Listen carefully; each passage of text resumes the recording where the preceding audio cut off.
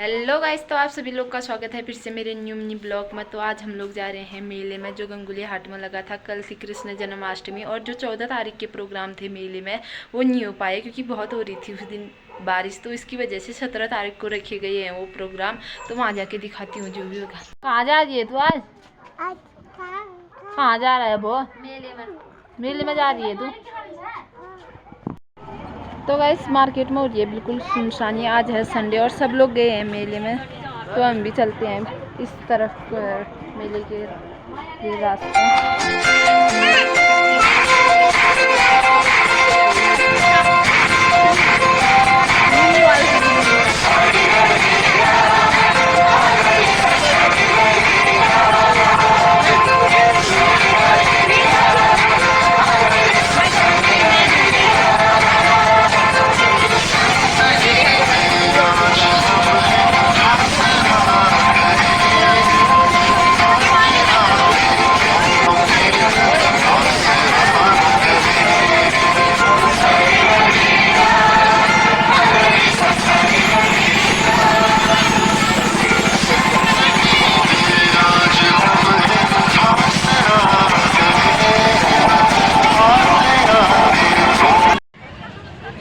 तो गाइस गंगुली हाट में हो रही है बहुत भीड़।